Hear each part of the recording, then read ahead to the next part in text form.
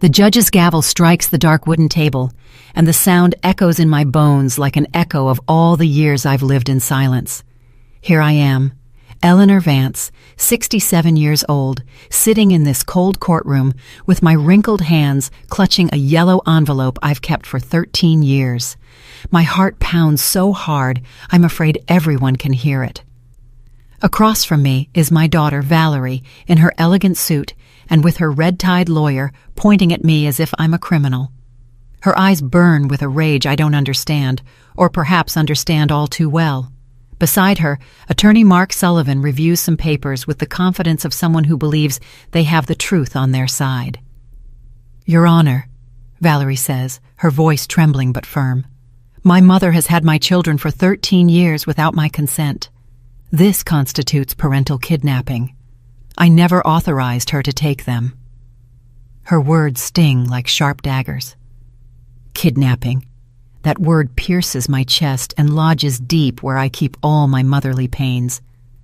I look back and see my 3 grandchildren, Arthur, 20, Emily, 18, and Andrea, 16, sitting in the 3rd row. Their faces are pale, confused, as if they're watching a movie they don't understand. Judge Theodore Mason, a man with gray hair and tired eyes, observes me over his glasses. "Mrs. Vance, what do you have to say to these accusations?" My fingers squeeze the envelope. Inside are the proofs of a truth I've held for years, protecting it like a treasure or a wound that can't heal. "Your Honor," I say, my voice hoarse, "I didn't kidnap anyone. I simply raised the children my daughter abandoned on my doorstep." "That's a lie!" Valerie shouts, standing up. "I never abandoned them. I had mental health issues. I needed temporary help." Her lawyer calms her with a hand gesture. "Your Honor, my client was hospitalized for severe postpartum depression. She needed urgent medical treatment. Mrs. Vance took advantage of that vulnerability to keep the children and alienate them from their biological mother." I feel the courtroom fill with whispers. Some people in the audience nod as if they've already decided who the victim in this story is. But I know the truth. I've lived it day after day for 13 years. Early mornings, fevers, homework, and hugs when they cried, asking for their mom. "Mrs. Vance," the judge says in a softer tone, "I understand that caring for your grandchildren must have been difficult, but if the biological mother is requesting custody—" "With all due respect, Your Honor," I interrupt, my voice coming out firmer than I expected, "there are things this court needs to know before making any decision." I raise the yellow envelope and hold it high. It's a simple gesture, but I see Valerie's eyes widen with what looks like fear. "Here, I have documents that will completely change this conversation." The judge leans forward. "What kind of documents?" "Proof of what really happened 13 years ago. Proof of why my daughter is here today, and it's not for maternal love." My voice trembles slightly, not from fear, but from an emotion I can't name. Valerie turns pale. "Mom, please don't do this." "Do what, daughter? Tell the truth?" Attorney Mark Sullivan clears his throat. "Your Honor, Mrs. Vance is trying to divert attention from the main issue. Documents from the past don't change the fact that my client has legal rights to her children." "On the contrary," I say, looking directly into my daughter's eyes, "these documents explain exactly why we are here today. They explain why, after 13 years of absolute silence, of not sending a single dollar for her children's expenses, of not even calling it Christmas, my daughter suddenly appears with a lawyer." The silence in the room is heavy, like the air before a storm. I can hear my heart pounding, the rustle of papers the lawyer nervously shuffles, the ragged breathing of my grandchildren behind me. The judge looks at me intently. "Mrs. Vance, are you suggesting there are hidden motives in this lawsuit?" "I'm not suggesting anything, Your Honor. I'm stating that there are." My eyes meet Valerie's, and I see in them the same expression she had as a child when I caught her in mischief. And it's all documented here. "Mom," Valerie whispers, "please think about what you're doing." "I've had 13 years to think," I reply. 13 years of sleepless nights when Arthur had a fever. 13 years of school meetings where I was the only family member present. 13 years waiting for a call from you that never came. Judge Mason gently taps his gavel. Mrs. Vance, are you willing to present these documents as evidence in this case? I look at the envelope in my hands. Inside are the letters Valerie wrote to me, the photos I kept, the receipts I saved, and something else.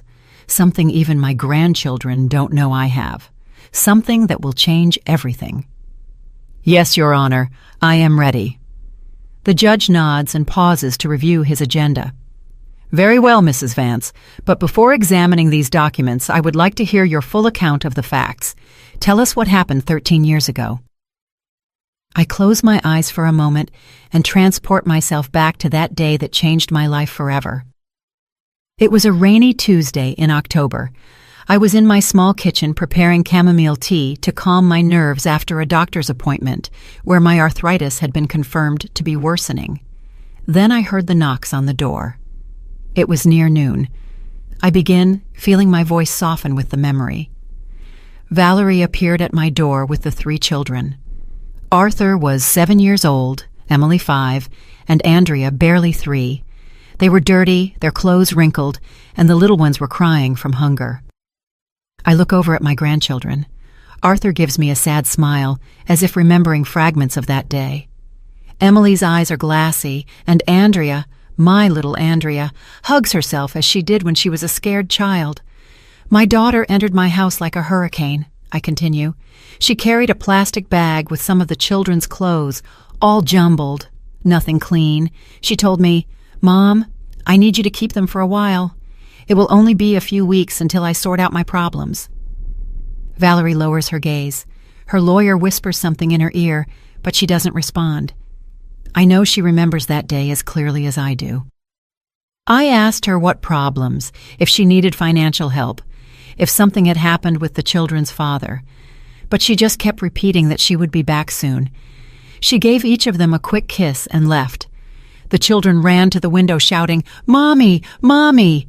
but she had already gotten into a taxi and was gone. The silence in the room is absolute. I can feel people's breathing slow, deepen, as if they are holding something in. That night, Arthur asked me when his mom was coming back. I told him soon. Andrea cried because she wanted her teddy bear that had been left at Valerie's house. Emily, my sweet Emily, helped me prepare dinner with her little hands as if she understood that it was now my responsibility to keep everyone together. My voice breaks a little, and I take a sip of water from the glass the court officer offers me. Days passed, then weeks. I didn't know where Valerie lived because she had moved. I had no phone to reach her. The children asked about her every day. Arthur started wetting the bed at night. Emily stopped talking for almost a month, and Andrea, my little Andrea, developed a cough that wouldn't go away. I watch Valerie shift uncomfortably in her chair. Her hands tremble slightly as she fiddles with a ring on her finger. I decided to enroll them in the school near my house. I needed their documents, their birth certificates. I went to Valerie's old address, and the neighbors told me she had left the apartment without paying 3 months' rent. The landlady handed me a box of things my daughter had left behind, including some of the children's papers. Judge Mason takes some notes. "Did you try to report the situation to the authorities?" "Your Honor, I thought it was temporary. Valerie had had problems before, but she had never completely abandoned her children. I believed she would return. Besides, what was I going to say? That my daughter had left her children with me and wasn't coming back? At that moment, there was no crime. It was a mother who had left her children with their grandmother." I pause and look directly at Valerie. But months passed, then years. Arthur turned 8, and he asked if he could invite his mom to his party. I told him we would try to find her. Emily started 1st grade, and when the teacher asked about her parents, she pointed to me and said, "This is my mom, Eleanor." Tears threaten to fall, but I hold them back. It's not time to cry, it's time to remember. Expenses multiplied. My pension barely covered me alone, and suddenly I had to feed, clothe, and educate 3 children. I sold some jewelry I had saved. I took a job cleaning houses on weekends. A neighbor, Mrs. Alma Jensen, helped me by watching the little ones when I went to work. The judge looks up, hearing the name Jensen. "Any relation to me?" "She's my sister, Your Honor," I reply. and she can testify about everything we went through those first few years." Valerie and her lawyer exchange worried glances. They hadn't expected this. "When Andrea turned 5, we had a crisis. She got pneumonia, and we had to hospitalize her. The doctors asked for health insurance, parental authorization, documents I didn't have. That's when I decided to go through the legal process to obtain temporary guardianship of the children." My voice grows firmer. "I hired a lawyer with the few savings I had left. It cost me $800 I didn't have, but it was necessary. The lawyer tried to locate Valerie to notify her about the guardianship process. We published notices in the newspaper as required by law. No one responded." "Did you obtain legal guardianship?" the judge asks. "Yes, Your Honor. 10 years ago, this very court granted me legal guardianship of my 3 grandchildren. I have all the documents. For 3 years, the law required us to continue searching for the biological mother. She never appeared, never called, never sent a single dollar." Valerie stands up abruptly. "I was sick. I had depression. I couldn't take care of them in that state." "Please sit down," the judge orders firmly. Then he looks at me.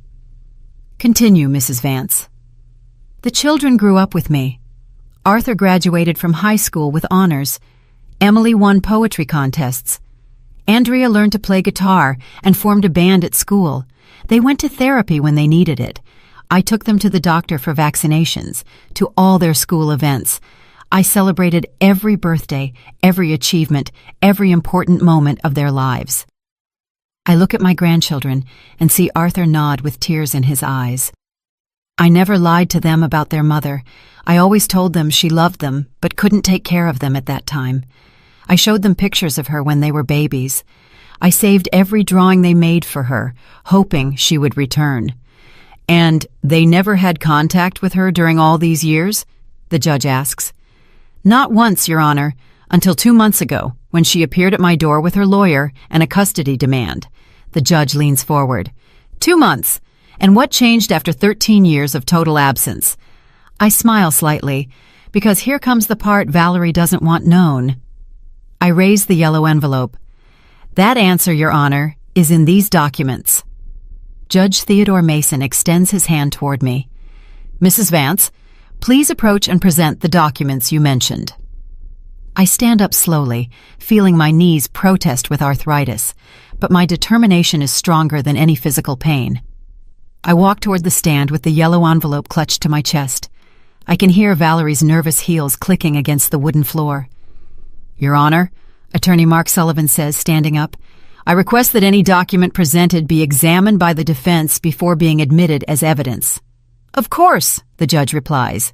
"Mrs. Vance, hand the documents to the clerk to be reviewed by both parties." I open the envelope carefully, as if it were a treasure chest I'd protected for years. My fingers tremble slightly, not from fear, but from the emotion that the truth is finally coming to light.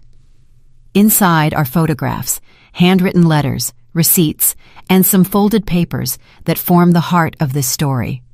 "Let's start with this," I say, pulling out a packet of photographs tied with a red ribbon. "These are photos I took the day Valerie left the children with me." The clerk takes the photographs and passes them to the judge, who examines them one by one. His expression gradually changes, becoming more serious. "Describe what we see in these images, Mrs. Vance." The first photo shows Arthur in dirty, torn clothes. You can see his shoes have holes in the soles. The second is of Emily, who had dried food marks on her face and tangled hair. The third is of Andrea, my little Andrea, who was wearing a diaper that clearly hadn't been changed in hours. Valerie covers her face with her hands. Her lawyer whispers something to her, but she shakes her head repeatedly. "Your Honor," I continue, "I took these photos because I wanted to document the condition in which the children arrived at my home, not with the intention of using them against her, but because a nurse neighbor advised me that it was important to keep a record of everything." The judge passes the photos to Valerie's lawyer, who quickly reviews them and shows them to his client. I see my daughter close her eyes tightly, as if trying to erase those memories. "Now," I say, pulling out a second group of documents, "these are the letters Valerie wrote to me during the first 6 months after leaving the children." The judge takes the letters and immediately notices the handwritten script. "These are written in your daughter's own hand?" "Yes, Your Honor. I'd recognize her handwriting anywhere." I look at Valerie. "Tell the judge what those letters said, daughter." Valerie remains silent, but her lawyer takes the letters and begins to read them. His expression changes dramatically as he reads. "Your Honor," I say with a clear voice, "in the first letter, dated 3 weeks after she left the children, Valerie wrote to me that she had met a man named Javier Dawson and that she was moving with him to another city. She asked me to take care of the children a little longer because her new partner didn't want immediate family responsibilities." The silence in the room is so profound that you could hear a pin drop. All eyes are fixed on Valerie, who has begun to cry silently. "In the second letter," I continue, "she informed me that she was pregnant with Javier's child and that she couldn't return for the children because he had threatened to leave her if she brought burdens from the past into their new life." "Pregnant?" the judge asks with surprise. "Yes, Your Honor. My daughter had another child with Javier Dawson, a boy who is now 12 years old and lives with them, a child she could raise because it was convenient for her new relationship." Arthur, Emily, and Andrea exchange looks of shock from their seats. This information is new to them. I never told them they had a younger brother because I didn't want to hurt them more than they already were. In the third letter, my voice grows harder. Valerie asked me to sign some papers officially renouncing any claim to her so she could start a new life without legal complications. She offered me $500 for the expenses I had incurred with her children up to that point. Attorney Mark Sullivan is pale. This information was clearly not part of the version his client had told him. "And you signed those papers?" the judge asks. "No, Your Honor. I wrote back telling her I didn't want her money, but if she really wanted to disappear from our lives, she should do it completely. I told her not to contact us again until she was truly ready to be a mother." I pull another document from the envelope. This is her response to my letter, the last communication we had in 13 years. The judge reads the document, and his expression hardens noticeably. "Mrs. Vance, can you read aloud what this letter says?" I take the paper with trembling hands, but my voice comes out firm and clear. "Mom, it's fine. I won't bother you anymore. Take good care of the children because I have my own family now. If anyone ever asks, tell them their mom had to go far away for work. I don't want them to suffer anymore. Sincerely, Valerie." Tears stream down my grandchildren's cheeks. Arthur rises from his seat as if to approach me, but Emily stops him, taking his arm. "Your Honor," I say, putting the letter away, "for 13 years I respected that decision.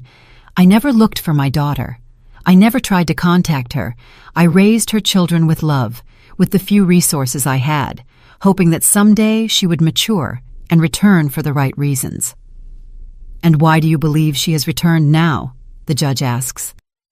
I smile sadly as I pull the last document from the envelope. "Because 3 months ago, Your Honor, my brother Arthur Vance, Valerie's uncle who lived in Texas and had no children, passed away." The judge leans forward with renewed interest. "And what does that have to do with this case?" "My brother, Your Honor, left a significant inheritance to each of his grandchildren, $50,000 in total for Arthur, Emily, and Andrea, respectively." Valerie sobs louder, and her lawyer seems to be considering abandoning the case. "But the inheritance," I continue with a firm voice, "can only be claimed by the children if they are under the custody of a direct relative, meaning their mother or their grandmother. And I, as their current legal guardian, had already initiated the procedures for them to access that money when they came of age." The judge looks at me intently. "Are you suggesting that Mrs. Valerie Vance returned solely to gain access to her children's inheritance?" I pull the final paper from the envelope. It's a copy of a legal document that was difficult to obtain. "Your Honor, this is a private report I commissioned about my daughter's activities in recent months. It shows that exactly 2.5 months ago, she hired the services of attorney Mark Sullivan and began investigating my brother's inheritance." Valerie's lawyer stands up abruptly. "Objection! That investigation is private and illegal." "It's completely legal," I reply calmly. I hired a licensed private investigator after my daughter suddenly appeared at my door with legal threats. I had every right to protect my grandchildren. The judge taps his gavel. Order in the court. He looks at me with an expression that mixes respect and curiosity. Mrs. Vance, is there anything else in that envelope the court should know? I look at the envelope, which now feels much lighter, but I know it still holds the most important secret of all. Yes, Your Honor. There's something else, something even my grandchildren don't know yet. Judge Theodore Mason adjusts his glasses and looks at me with an intensity he hadn't shown before. Mrs. Vance, what else does that envelope contain that you consider relevant to this case? My fingers search for the last document, hidden at the bottom of the yellow envelope. It's a sheet, folded several times, yellowed with time, but containing the most important words of this story. However, before revealing it, I know there's something I must do. Your Honor, before showing this last document, I would like the court to hear directly from my grandchildren. I believe it's only fair that they express their own opinion about this situation. Valerie sits up in her seat with hope in her eyes. Her lawyer, Mark Sullivan, nods quickly. Your Honor, my client agrees. The minors have the right to express their preferences. The judge considers the request. Very well, Arthur Vance. Please approach the stand. My eldest grandson rises slowly. At 20 years old, Arthur is a tall, slender young man with his grandfather's intelligent eyes and the sensitivity he inherited from our family. He walks to the stand with measured steps, as if each movement requires conscious decision. Arthur, the judge says in a gentle voice, I understand this situation must be very difficult for you. I want you to know that you can speak freely. Do you remember your biological mother?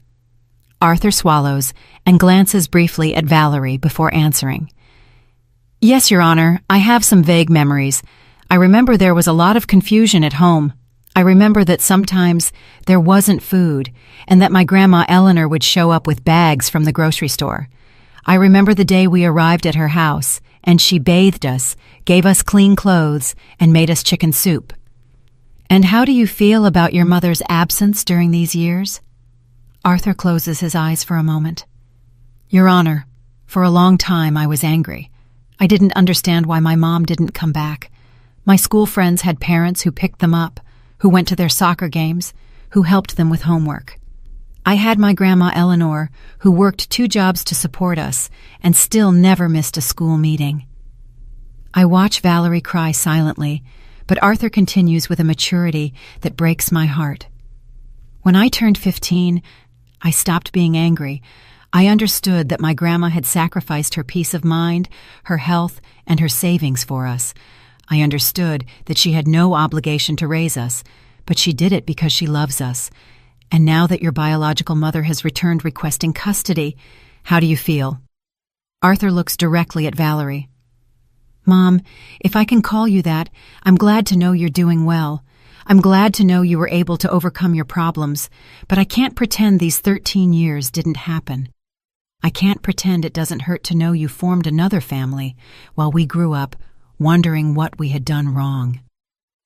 The silence in the room is absolute. Valerie sobs louder. Where would you like to live, Arthur? The judge asks. Your Honor, I'm already of legal age. I can legally make my own decisions, but if my answer can help protect my younger sisters, then the answer is clear. I want to stay with my grandma Eleanor. She's the one who raised us, who loves us unconditionally, who never abandoned us. Arthur returns to his seat, and the judge calls Emily. My 18-year-old granddaughter walks to the stand with the grace that has always characterized her, but I can see the tension in her shoulders.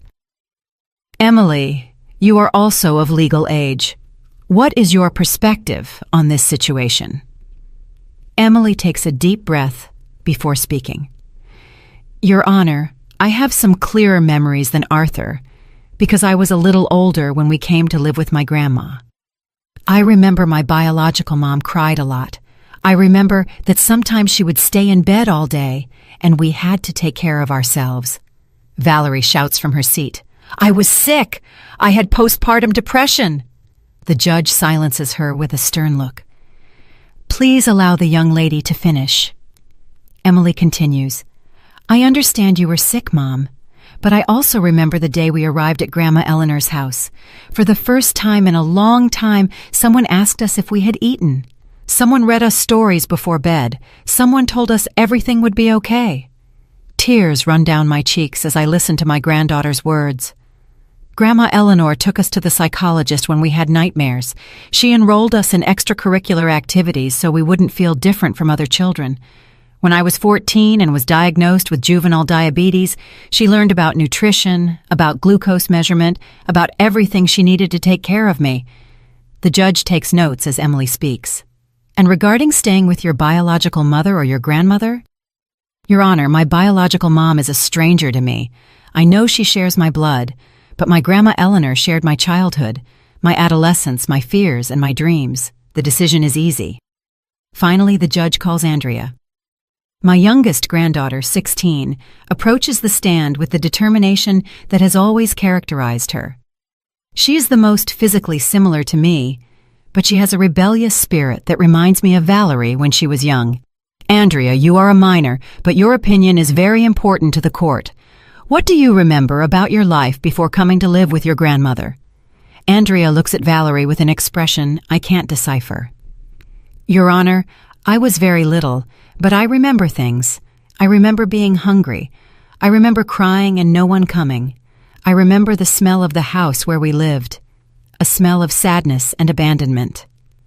Valerie folds in on herself as if her youngest daughter's words were physical blows.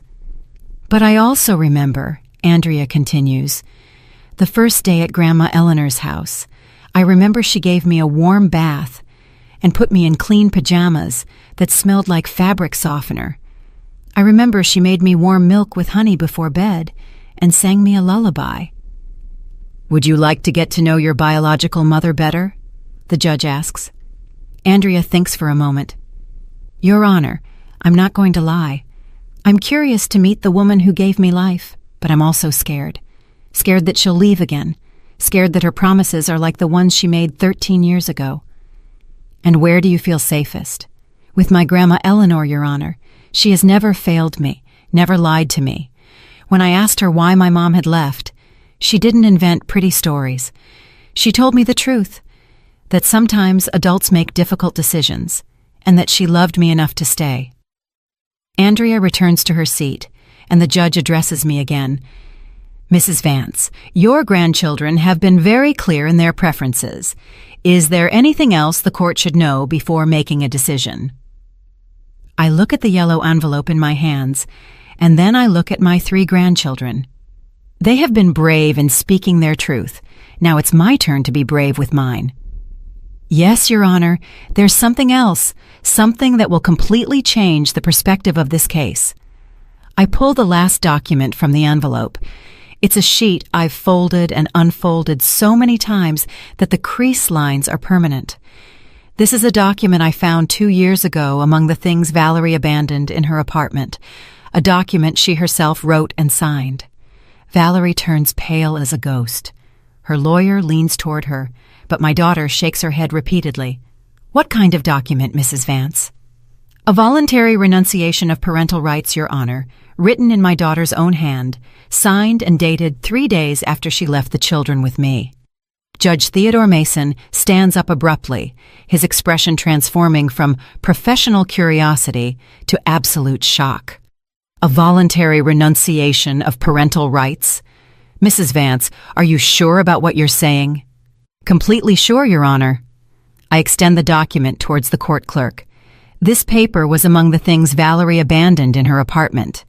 The landlady gave it to me along with photographs and other personal documents my daughter left behind. Valerie stumbles in her seat as if she's about to faint. Her lawyer, Mark Sullivan, takes the document with trembling hands, and his face loses all color as he reads it. This can't be real, he murmurs. Read it aloud, please, the judge orders. The lawyer clears his throat and begins to read in a choked voice. I, Valerie Vance, 26 years of age, hereby voluntarily relinquish all my rights as mother of Arthur Vance, 7 years old, Emily Vance, 5 years old, and Andrea Vance, 3 years old. I acknowledge that I do not have the emotional, economic, or psychological capacity to raise them adequately.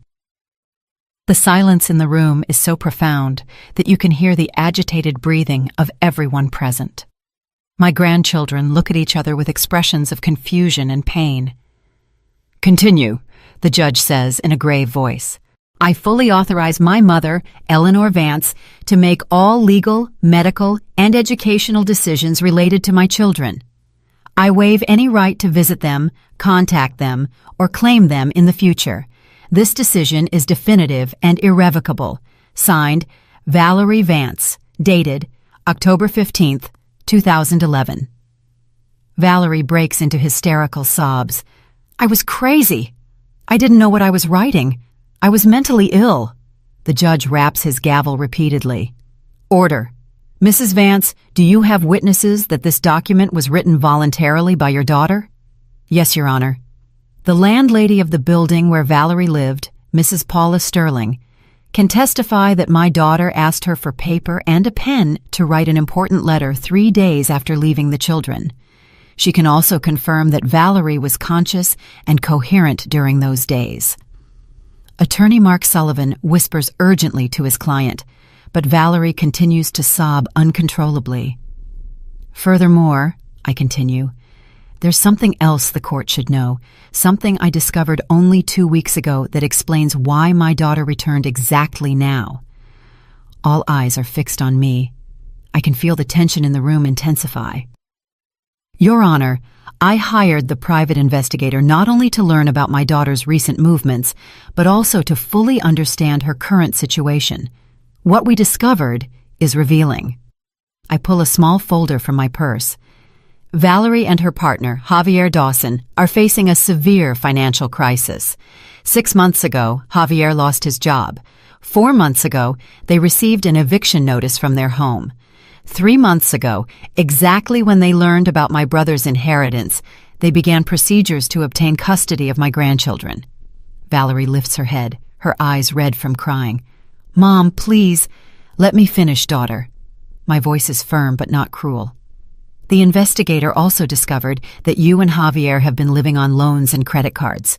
You owe more than $30,000 in accumulated debt." The judge reviews the documents I've provided. "And you believe that your grandchildren's inheritance is the solution they're seeking for their financial problems?"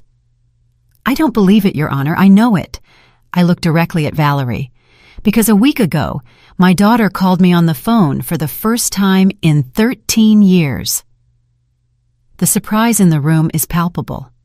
Even my grandchildren look at me in astonishment because I hadn't told them about this call. "And what did she say in that call?" the judge asks. "She told me she had matured, that she had overcome her problems, and that she wanted to get her children back. When I asked her why after so long, she said she had been saving money to offer them a better life." I paused dramatically. Then I asked her about my brother's inheritance. There was a long silence, and then she said, "Mom, that money belongs to my children. I just want to make sure they receive it when the time is right." "And what did you reply?" I told her that her children already had access to that inheritance through me, their legal guardian, that the money was safe in a trust fund until each of them turned 21. It was then that her tone changed completely. Valerie covers her face with her hands, knowing what's coming. She told me that as their biological mother, she had more right to manage that inheritance than I did. She told me she had consulted with a lawyer and could legally fight for custody. She threatened me, Your Honor. The judge leans forward. "How did she threaten you?"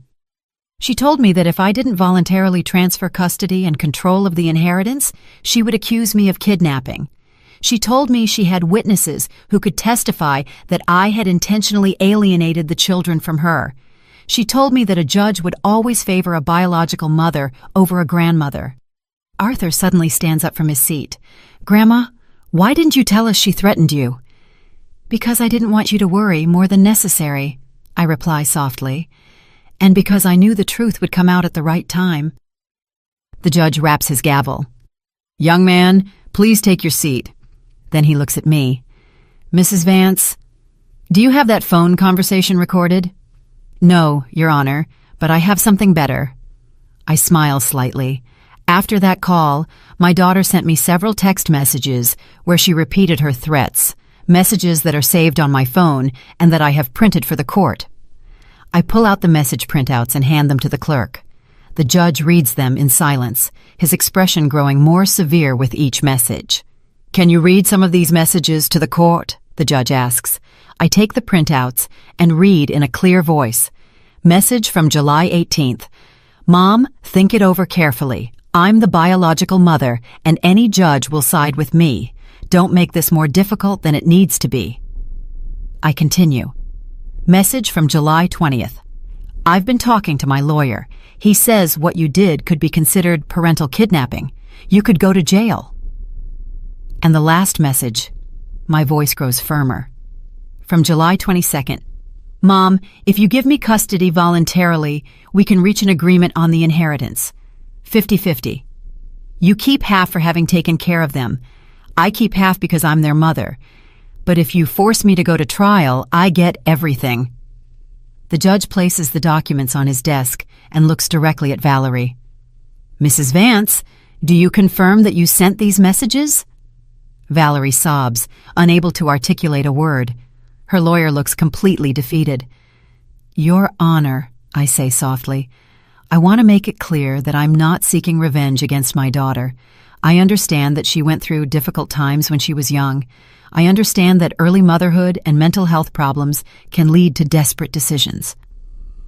I look at Valerie with sadness, but also with determination. But what I cannot accept is that after 13 years of total absence, after having formally relinquished her rights as a mother, after having formed a new family, and completely forgotten about these children, she now returns only because money is involved. "What do you request from the court?" the judge asks. "That my permanent legal guardianship over my minor grandchildren be confirmed, that my daughter's custody demand be completely rejected, and that a restraining order be issued preventing Valerie from approaching the children unless they, when they are of legal age, voluntarily decide to have contact with her." Valerie shouts from her seat, "You can't take my children away from me forever!" I turn to her with an expression that mixes pain and firmness. "Daughter, you yourself gave them up 13 years ago. I'm not taking anything from you. I'm just protecting what you abandoned." The judge declares a 30-minute recess to review all the documentation presented. The courtroom partially empties, but I remain seated in my place, holding my purse against my chest as if it were a protective shield. My grandchildren approach me, surrounding me with their arms in a silent embrace that speaks more than 1,000 words. "Grandma," Andrea whispers, "why did you never tell us she had given us up in writing?" "Because I wanted you to have the opportunity to form your own opinion about your mother when you were old enough to understand," I reply, stroking her hair. "I didn't want you to grow up with hatred in your hearts." Arthur squeezes my hand. "But you lied to us all these years when you told us maybe she would come back." "I didn't lie, my love. There was always the possibility that she would mature and return for the right reasons. I held on to that hope for a long time." I look to where Valerie is sitting with her lawyer, talking in desperate whispers. "But when she called me a week ago, I knew immediately that she hadn't returned for you. She had returned for the money." Emily sits next to me. "What's going to happen now, Grandma?" "I don't know, my child, but I know we've told the truth, and that's all we can do." During the recess, I watch Valerie slowly approach us. Her lawyer tries to stop her, but she ignores him. She walks with hesitant steps, as if each foot was a mountain to climb. "Mom," she says with a broken voice, "can we talk privately?" She begins, and her voice trembles like when she was a child and had done something wrong. "I know I made terrible mistakes, but I've changed. I've really changed." "Have you changed, Valerie, or do you just need money?" My question is direct, but not cruel. After so many years, I've earned the right to brutal honesty. She lowers her gaze. "Both are true. Yes, I need the money, but I've also missed my children all these years." "You've missed them?" My voice rises slightly. Valerie, you had 13 years to miss them. 13 years to call, to write, to send a postcard at Christmas. 13 years to ask how they were, if they needed anything, if they remembered you. I was scared, she whispers. I was scared they would hate me for abandoning them. Then why now? Why, after 13 years of fear, do you suddenly have the courage to fight for them in court? Valerie leans against the window, as if needing physical support to continue the conversation. Because Javier told me that if I didn't try to get my children and their inheritance back, he would leave me. He told me he couldn't stay with a woman who had given away $50,000. The brutal honesty of her confession catches me off guard. For a moment, I see the scared girl she once was, caught between impossible decisions. Then you haven't changed at all, I say with deep sadness.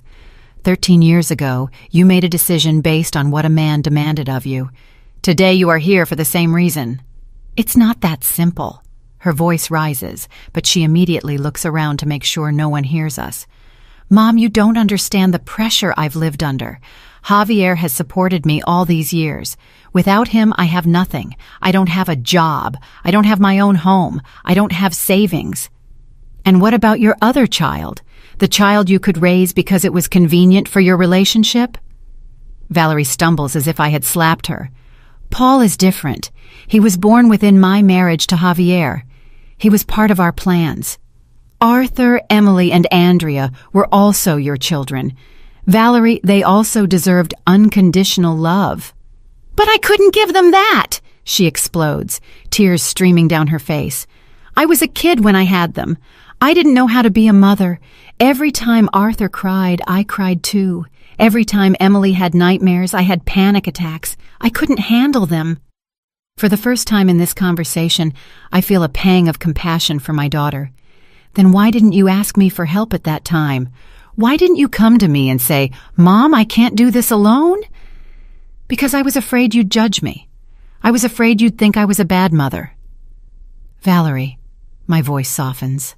I would have helped you. We would have found a way to raise them together. But you chose to run away. You chose to abandon them completely. I know, she sobs. I know, and I've lived with that guilt all these years. But Mom, now I can offer them something better. With the inheritance, I can give them a life I could never give them before. With the inheritance, Valerie, are you listening to me? It's not about the money. It's about 13 years of absence. It's about you writing a renunciation of parental rights. It's about you forming another family and completely forgetting about them. Valerie straightens up, and for a moment, I see a flicker of the determination that characterized her when she was young. Mom, legally, I'm still their biological mother. That paper I wrote wasn't notarized. It wasn't presented before a judge. Technically, it doesn't have full legal validity. And there it is. The true Valerie emerges again, calculating and manipulative. So, this was never about getting your children back. This is about winning a legal case to access the money. It's about both things, she insists. Mom, we can reach an agreement. I'll take the children, but you can visit them whenever you want. We can share the responsibility of raising them, and about the inheritance, we can divide it fairly. You've spent money on them all these years.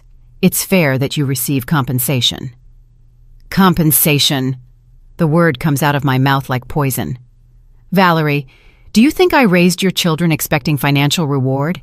Do you think I took them to the doctor when they had a fever because I expected someone to pay me for it? Do you think I stayed up all night when they had nightmares because I expected to receive money in return? Stop. Just stop. Valerie covers her ears like a child who doesn't want to hear the truth. I'm not going to stop, Valerie, because this is what you need to hear. I didn't raise those children as an investment. I raised them because I love them, because they are my blood, because when you abandoned them, someone had to love them unconditionally. Valerie lowers her hands and looks at me with an expression I hadn't seen in years. It's the same look she had as a teenager when she realized she had made a serious mistake. Mom, she says in a very small voice, what do I have to do for you to forgive me? The question catches me off guard. For years I had imagined this moment. I had thought about what I would tell her if she ever asked for forgiveness. But now that I'm here, The words don't come easily. Valerie, forgiveness isn't something you negotiate. It's not something you get in exchange for doing the right things now. Forgiveness is something you give because you choose to free yourself from resentment. So do you forgive me? I look at my daughter, this 39-year-old woman who still seeks her mother's approval, and I feel a complex mixture of love, disappointment, sadness, and hope.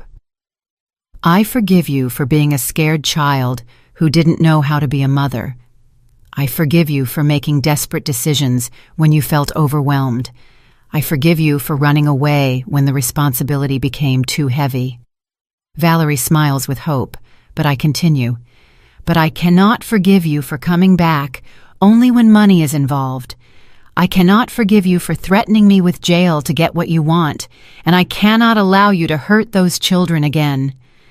The smile disappears from her face. So there's nothing I can do? Yes, there is something you can do, I reply firmly. You can go back to your life, work on your personal problems, and when you have truly matured and changed, when you can offer genuine love without expecting anything in return, then perhaps your children will decide for themselves if they want to meet you. And the inheritance? The inheritance belongs to them, Valerie, and I will make sure they receive it when they are ready to manage it responsibly. A court officer appears in the hallway. The recess is over. The judge is ready to continue. As we walk back to the courtroom, Valerie takes my arm gently. Mom, one last question. If I withdraw the lawsuit now, would you allow me to see the children occasionally for supervised visits? I stop and look directly into her eyes. That decision isn't up to me, Valerie. It's up to them. If they want to meet you, I will respect their decision, but I won't pressure them to do so. We enter the courtroom where the judge is waiting for us, and I know that the next few minutes will determine the future of my family. Judge Theodore Mason takes his place on the bench, and the courtroom fills again with palpable attention. Valerie and her lawyer, Mark Sullivan, return to their table, but I can tell something has changed in her posture. She is more slumped, smaller, as if the conversation in the hallway had drained all her fighting energy. Ladies and gentlemen, the judge begins in a solemn voice, I have had time to review all the documentation presented, and I must say that this case presents very disturbing elements that go beyond a simple custody dispute. He looks directly at Valerie. Mrs. Vance, after examining the renunciation of parental rights written in your own hand, the text messages where you threaten your mother, and the documented history of abandonment for 13 years, I have some very serious questions to ask you. Valerie stands up tremblingly, leaning on the table to maintain her balance. Do you confirm that you voluntarily wrote the renunciation of parental rights dated October 15, 2011? Your Honor, Attorney Mark Sullivan intervenes. My client was going through a severe mental health crisis at that time.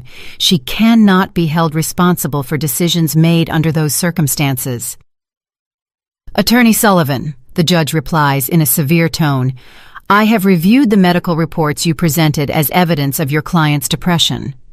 The documents show that she was discharged from psychiatric treatment 2 months before writing that renunciation. According to medical records, her doctor certified that she was mentally stable and posed no danger to herself or others. Valerie stumbles, and her lawyer helps her sit down. Furthermore, the judge continues, I have checked public records and found that Mrs. Valerie Vance legally married Mr. Javier Dawson on December 20th, 2011, just 2 months after writing the renunciation of parental rights. Can you explain how someone mentally incapable of making decisions about their children could simultaneously make the legal decision to marry? The silence in the courtroom is absolute. I can hear my own heart pounding as I await my daughter's answer. Your Honor, Valerie says with a broken voice, I just wanted to start over. I thought it would be better for everyone. Better for everyone, or better for you? The judge's question is direct and sharp. Valerie breaks into tears and cannot answer. The judge continues, Mrs. Vance, I have also reviewed the school records of your son, Paul, born in 2012. The documents show that you have been a present and active mother in his education. You have attended parent meetings, school events, and maintained a stable home for him for 11 years. This demonstrates that you did have the capacity to be a mother, but you chose to exercise that capacity only with the child who was convenient for you. Every word from the judge falls like a hammer on the coffin of Valerie's hopes. I watch her collapse in her chair, completely defeated. But most concerning of all, the judge says, raising the printed text messages, are these explicit threats you made to your mother. Threatening with false accusations of kidnapping is not only morally reprehensible, but constitutes extortion, a serious felony. Attorney Mark Sullivan stands up desperately. Your Honor, I request a recess to consult with my client about the possibility of withdrawing the lawsuit. Attorney Sullivan, the judge replies firmly, in light of the evidence presented, especially the threats of extortion, I have a legal obligation to refer this case to the district attorney's office to evaluate whether criminal charges should be filed against your client. Valerie shouts from her seat, "No, please! I just wanted my children back!" Mrs. Vance, the judge says in a severe voice, you did not want your children back. You wanted to recover the inheritance money. The evidence is overwhelmingly clear on that. He turns to me. Mrs. Eleanor Vance, do you wish to file charges for extortion against your daughter? The question catches me off guard. For weeks I had imagined this moment, but I never thought I would have to decide whether to send my own daughter to jail. I look at Valerie, who watches me with pleading eyes. Then I look at my grandchildren, who await my answer with tense expressions. Finally, I look into my heart and find an answer that surprises even me. Your Honor, I do not wish to file criminal charges against my daughter. Valerie sighs with relief, but I continue. However, I do request a restraining order prohibiting her from contacting my grandchildren or me for a minimum period of 5 years, unless through a legal representative, and with the prior approval of this court. The judge nods. That seems like a reasonable request. Anything else, Mrs. Vance? Yes, Your Honor. I request that it be established in the public record that Mrs. Valerie Vance voluntarily relinquished all her parental rights over Arthur, Emily, and Andrea Vance on October 15, 2011, and that any future attempt to claim custody or rights over these minors be considered frivolous and without legal merit.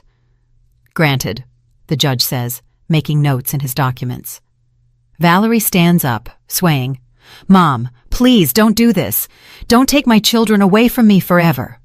I turn to her, and for the first time in this entire hearing, my voice comes out soft but unwavering. Valerie, I'm not taking anything from you. You let them go 13 years ago. You wrote that renunciation. You chose to form another family and forget about them. I'm just protecting what you abandoned. But they're my children, she sobs. No, I reply firmly.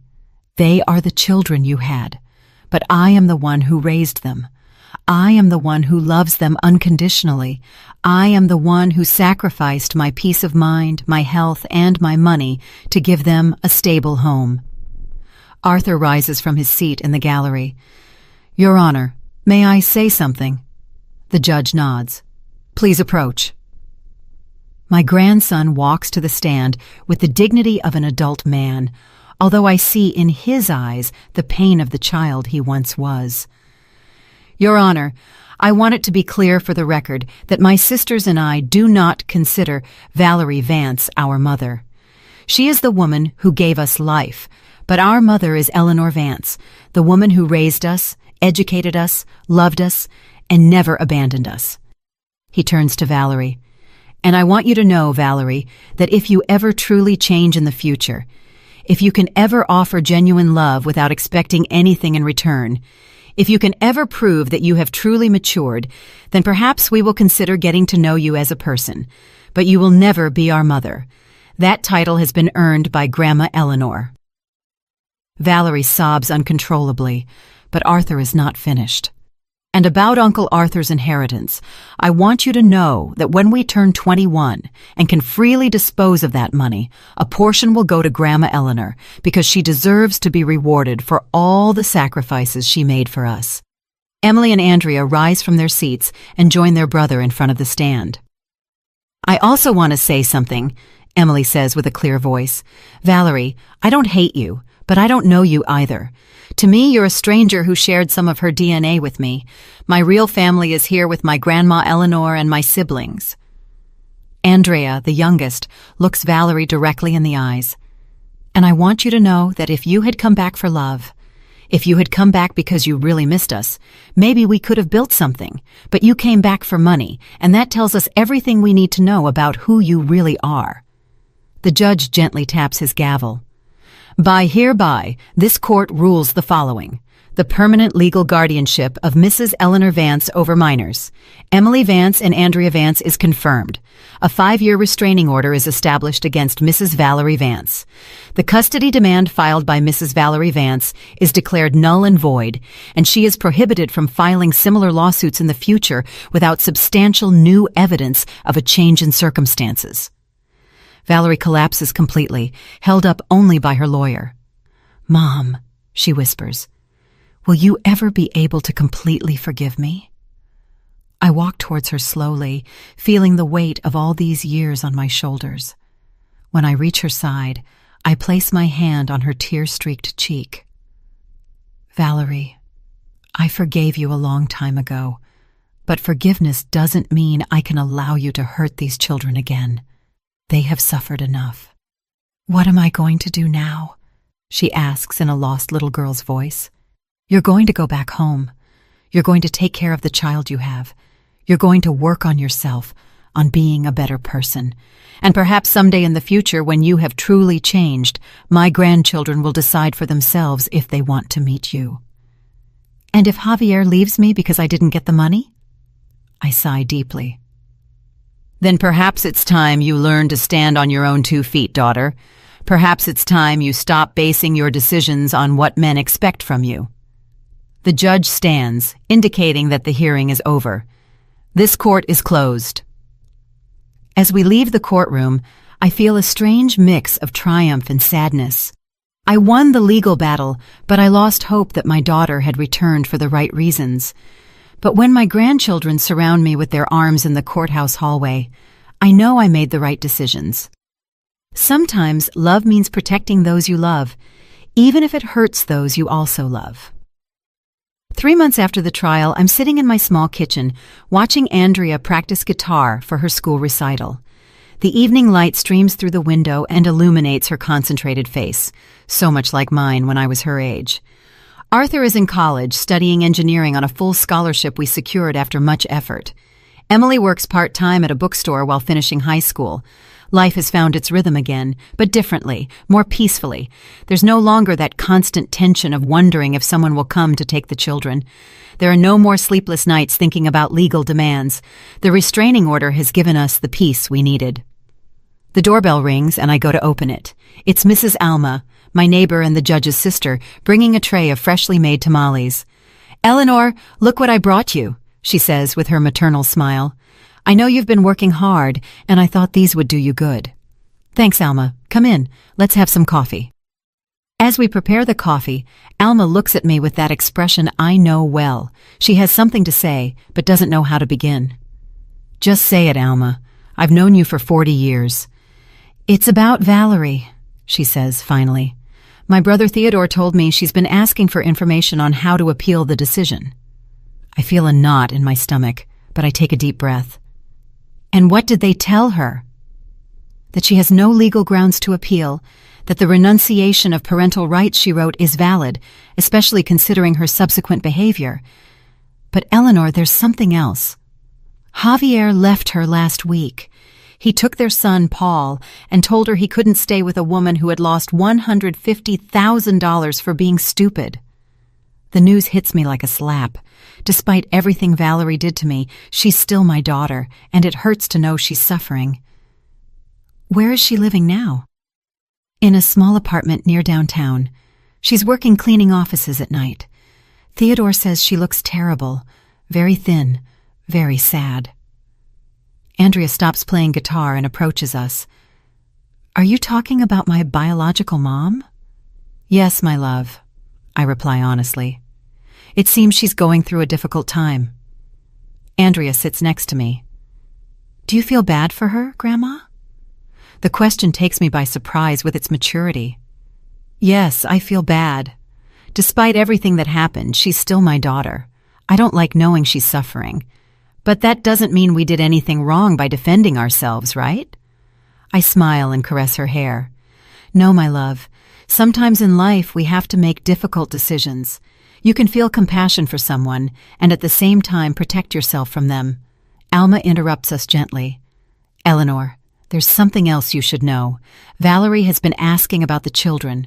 She hasn't violated the restraining order, but she's been asking neighbors how they are, if they're doing well in school, if they need anything." "Do you think she's planning something?" I ask with concern. "I don't know, but Theodore wanted you to know, just in case." That night, after Andrea goes to sleep, I stay awake thinking about Valerie. I imagine her alone in that small apartment, without her partner, without her son, without a stable job. I imagine her regret, her loneliness, her desperation. The next day, I make a decision that surprises even me. I go to the supermarket and buy a week's worth of food: rice, beans, chicken, vegetables, bread, milk. I pack it all into bags and drive to the address Alma had given me. The building is old and run down. I climb the stairs to the 3rd floor and knock on the door of apartment 3B. I hear slow footsteps and then Valerie's voice through the door. "Who is it?" "It's me, Valerie, your mom." There's a long silence, then the sound of bolts opening. The door opens and I see my daughter. Alma was right. She looks terrible. She has lost a lot of weight. She has deep dark circles under her eyes and her clothes are clean but very worn. "Mom," she whispers, as if she can't believe I'm there. "What? What are you doing here?" "I brought you some things," I say, lifting the bags. "May I come in?" She steps aside, and I enter the apartment. It's small but clean. An old sofa, a kitchen table with 2 chairs, a small television. On the table are stacked unpaid bills. "Why?" she asks, as I put the bags in the kitchen. "Because you're my daughter," I reply simply. "Because despite everything that happened, I can't see you go hungry." Valerie collapses on the sofa and breaks into tears. "Mom, I lost everything. Javier took Paul. He told me I was a loser, that I had had the opportunity to get easy money and had ruined it by being sentimental." I sit next to her. "And what did you tell him?" "Nothing. I didn't say anything because I knew he was right. I'm a loser. I lost my first children. I lost the inheritance. I lost Paul. I lost my house." "Valerie," I say in a soft but firm voice, "you didn't lose your first children. You abandoned them. There's a difference." She looks at me with eyes swollen from crying. "You're always going to remind me of my mistakes." "I'm not going to remind you, but I'm also not going to let you rewrite history. If you really want to change, you have to start by accepting the truth of what you did." "And what truth is that?" I stand up and walk to the window overlooking the street. "That you had 3 beautiful children and you abandoned them because they weren't convenient for your new relationship. That you formed another family and completely forgot about them for 13 years. That you only came back when money was involved." "I know all that," she explodes. "I live with that guilt every day." I turn to her. "Guilt is useless, Valerie. Guilt is disguised self-pity. What is useful is genuine repentance and a real desire to change." "And how do you know if my repentance is genuine?" "Because if it were genuine, you wouldn't have come back asking for custody. You would have come back asking for forgiveness. You would have come back asking how you could help, not what you could get." Valerie remains silent for a long time. Finally, she asks, "Is there any way I can ever meet my children again?" "Maybe," I reply. "But it would have to be on their terms when they are ready, if they ever are. And in the meantime, work on yourself, get psychological help, find a stable job, learn to live alone without depending on a man. become the woman you would have wanted their mother to be. I walk towards the door. The food will last you a week. After that, you'll have to manage on your own. Will you visit me again? She asks in a small voice. I don't know, Valerie. That depends on you, on the decisions you make from now on. I leave the apartment feeling strange. I don't know if I did the right thing by coming here, but I know I couldn't let my daughter go hungry no matter what she had done. When I get home, Arthur is in the kitchen studying. He looks up when I enter. Grandma, where were you? I was looking for you. I went to see your biological mom, I tell him honestly. His expression changes immediately. Why? Because she's hungry and she's still my daughter. Arthur closes his books and looks at me seriously. Grandma, I hope that doesn't mean you're going to let her back into our lives. No, my love. It means I'm capable of feeling compassion without compromising our safety. He nods slowly. Do you think she'll ever really change? I don't know, I reply honestly. But if she does, it will be because she decided to change, not because we pressured her or rescued her. That night, as I prepare for bed, I think about the lessons this experience has taught us. Sometimes the truest love is the one that sets boundaries. Sometimes protecting those you love means saying no to those you also love. And sometimes, just sometimes, justice isn't revenge. Justice is simply allowing the natural consequences of someone's decisions to manifest while you choose love over resentment. 1 year after the trial, I'm sitting in my garden watching the tomatoes I planted in spring grow. Arthur graduated with honors from college and got a job at an engineering firm. Emily was accepted into college with a partial scholarship. Andrea, now 17, leads her school's band. Uncle Arthur's inheritance remains untouched in their trust accounts, waiting for each of them to turn 21. But most importantly, my grandchildren have flourished without the constant shadow of fear of abandonment. Mrs. Alma arrives with news. Eleanor, I have to tell you something about Valerie. What happened now? I ask, mentally preparing myself. She enrolled in psychological therapy. She's been attending religiously for 6 months. Theodore told me she's paying for the sessions herself with her cleaning job. The news genuinely surprises me. And there's more. She got a day job as a receptionist at a medical clinic. She no longer cleans offices at night. She looks better, more stable. Has she asked about the children? No. In fact, they told her you had visited her, and she replied that her mom had already done enough for her, that now it was her turn to prove she could change without help. I feel strangely proud of my daughter for the first time in years. That afternoon, Andrea comes home from school with a thoughtful expression. Grandma, can I ask you something? Always, my love. Do you think I'll ever want to acknowledge my biological mom? The question doesn't surprise me. I knew this moment would eventually come. I don't know, Andrea.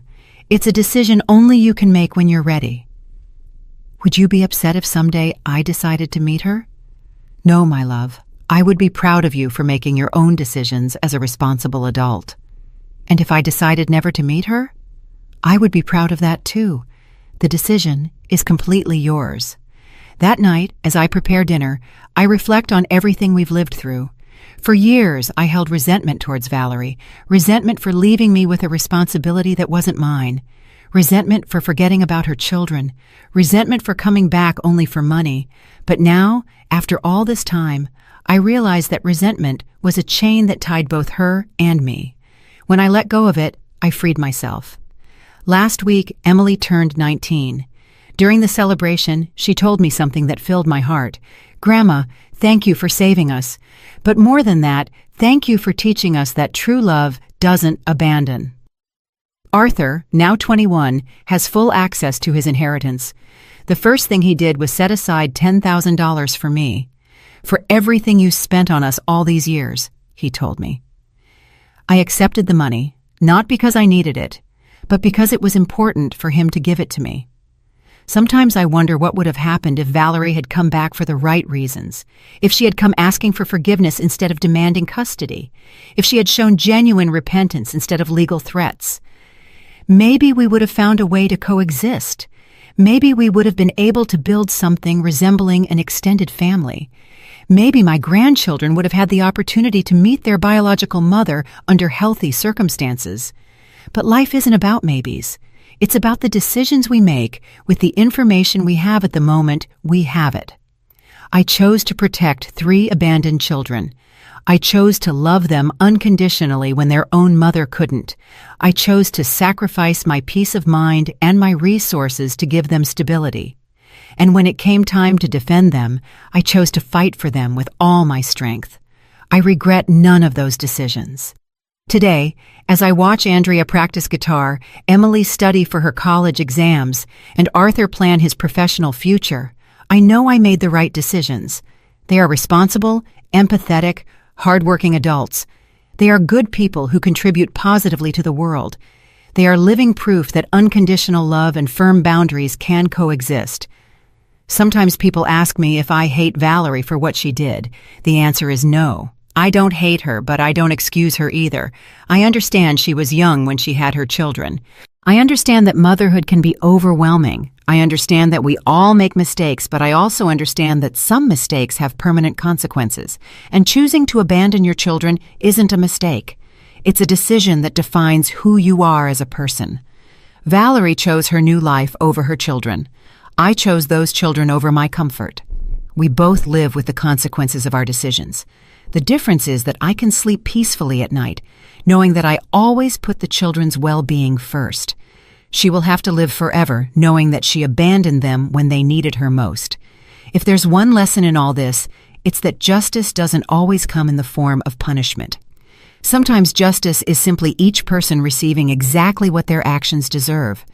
I deserve the unconditional love of my grandchildren because I gave them unconditional love for 13 years.